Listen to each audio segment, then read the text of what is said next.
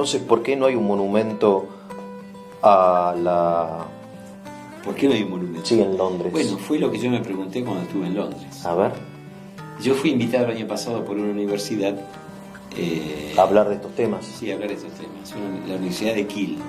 Kiel queda al sur de Manchester, en la zona de los Midlands, digamos, Sí. en la mitad del mapa de Inglaterra. Y allí se cursa una carrera de Relaciones Internacionales en donde uno de los tópicos que todos los alumnos deben tratar es el conflicto ellos lo llaman la campaña del Atlántico Sur. Así la llaman, la campaña del Atlántico Sur. Había en esa universidad una italiana. Perdón, campaña no es guerra. No, bueno, depende cómo lo mides. Claro, pero campaña tiene de todo. Es algo menos. Sí, guerra es mucho más grande. Claro. En esa universidad había una italiana que había estado trabajando en Argentina 2 o 3 años antes, a quien yo conocía. Sí. Ella me dijo, mira, vamos a desarrollar esta actividad, ¿podés venir? Yo le dije, si me invitás, yo voy. Me invitó y fui. Íbamos a desarrollar un trabajo de 2 días en la universidad y 2 días fuera de la universidad. Sí. Estaban invitados veteranos británicos. Interesante. Algunos que se habían retirado y se habían dedicado al comercio, actividades varias. Sí, sí. Y 2 que se habían dedicado a actividades académicas como yo. Bien. Todos oficiales. Estuvo allí, por ejemplo, el jefe de la compañía D del Para 2, que combatió en Darwin. La compañía D en Darwin fue la compañía reserva. Estuvo el segundo jefe del regimiento Urca, a quien le hice una pregunta directa y me la respondió como yo pensaba, después te digo. Un oficial del Glamorgan, que fue el barco hundido con el Exocet Tiro Berreta, el Exocet que se lanzó desde la costa. Un sargento había. Un sargento de los ingenieros reales que peleó en Tumbledown y un entonces teniente del Para 3 que peleó en Monte Longdon. Abierto al público, no solamente a los alumnos, sino al público. El día que llegué allí, que fue el primer día de trabajo donde íbamos a exponer los veteranos, después había otros académicos. ¿Vos eras el único argentino? Yo era el único veterano argentino. El único veterano argentino, el único combatiente de... Sí. Hubo una académica de la universidad que habló sobre el jefe del Para 2, el teniente coronel Jones, que murió en ese combate. Y yo fui con una antropóloga que habló sobre los aviones, sobre los pilotos de los aviones A4B en la guerra. Pero yo tuve una anécdota muy interesante el primer día, porque estando yo acomodando mis cosas para hacer mi ponencia, mientras acomodaba el pendrive y todas esas cosas, desde el fondo del salón se aproximó un oso, un tipo grandote, que vino derecho, me encaró, se paró delante mío, yo me paré delante de él, me agarró de los hombros y me dijo: yo sé quién sos, yo sé lo que hiciste, yo sufrí tu batería, y me abrazó. Mira. Y cuando me abrazó me dijo: mi hermano, todo esto en inglés, ¿no? Y lo sentí emocionado. Muy fuerte. Y claro. yo me emocioné y me separé y a él se le cayó una lágrima y a mí también se me cayó una lágrima.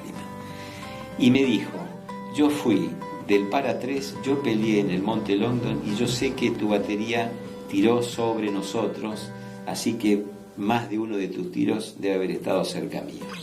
Y fui y se sentó. Después hizo 2 o 3 intervenciones. Son esas cosas que suceden... Pero imborrables. Imborrables. Imborrable. Ahora mantengo nexo por email con él. Este era un soldado, ¿no? Un soldado. Soldado del Para 3. Vos eras teniente. Yo era teniente primero en aquella época, el soldado, y ahora él siguió siendo soldado. O sea, él fue soldado y terminó su periodo. Sí. Y después él hizo 2 preguntas cuando yo terminé, y las 2 veces que preguntó, levantó la mano, se paró y empezó su intervención diciendo: mi hermano, quiero preguntarte tal cosa. O sea, sacando el lado Malvinas, entre militares que luchan, hay como una camaradería que está sobre sobre tu pertenencia al bando opuesto, no sé cómo decirlo, pero Sí, te está llamando mi hermano uno Sí. que fue tu enemigo. exacto. Bueno, yo esto lo verifiqué después con los oficiales con los cuales interactué, Sí, tanto como con el Royal Marine, como el Gurkha, que no era un Gurkha, sino era un británico jefe de los Gurkhas, Sí. el naval y demás. Con todos ellos tuve un trato súper amable, súper afable, súper cordial. Y te diría que, salvando las distancias, yo estuve en Brasil también, en la escuela de aviación brasilera, con un piloto de A4B, y los brasileros tienen admiración por nuestros pilotos, pero admiración, no respeto, admiración. Y yo sentí en estos británicos, que también ya habían tenido contacto con otros veteranos argentinos, no solo afecto, no solo respeto, sino cierta consideración. yo ¿no? creo que me da la impresión que ellos distinguen perfectamente lo que es la clase dirigente, el gobierno de la Argentina, que como vos decís, no se entiende y no es idóneo o no fue idóneo en su época, pero pues se dan cuenta de la calidad del soldado argentino, Pero sin duda. que el soldado argentino sin es duda, extraordinario, del soldado, no de los conductores. del soldado, del aviador, de los oficiales. El aviador es soldado porque Sí, está en es primera soldado, línea en la está en cabina. primera línea, del soldado argentino que Exacto. lo admiran, lo respetan, Sí. aunque no hayan respetado la decisión en ese momento, obviamente fíjate- errónea, de Galtieri, pero el soldado argentino, impecable. Impecable. ¿Y por qué digo esto y respondo a la pregunta? Porque, bueno, esto fue el primer día, después almorzamos, estuvimos con ellos, que yo. El segundo día, la antropóloga y yo tuvimos que dar clase a los alumnos de la carrera de Relaciones Sí. Internacionales, cada uno en su tema. Y el tercer día nos trasladamos a un lugar próximo a la universidad, en donde ellos tienen, digo próximo, unos 60 kilómetros, tienen un memorial nacional que se llama Arboretum Memorial National. Ajá. ¿Qué es Arboretum? Arboretum es un espacio de más o menos 400 hectáreas, o sea, un espacio importante, en donde hay monumentos, recordatorios, lo que vos quieras, en homenaje y en recordación, básicamente, a todas las guerras en las que participó el Imperio Británico. Sí, Hay uno muy importante que es el monumento a la Segunda Guerra Mundial, claro. porque es donde más pérdidas hubo y donde más empeñamiento hubo. Y hay dentro de ese espacio, hay otro donde ellos recuerdan a todos los caídos desde el día siguiente al que terminó la Segunda Guerra hasta el día de hoy, ¿no? Entonces, cuando vi ese monumento, que es una especie de gran cenotafio con paredes donde están tallados los nombres de todos los caídos, fui derecho a 1982 a ver cuántos había. Y en la columna de 1982 había 322 nombres. Entonces yo dije, 322, pero ellos dicen que allá perdieron 255.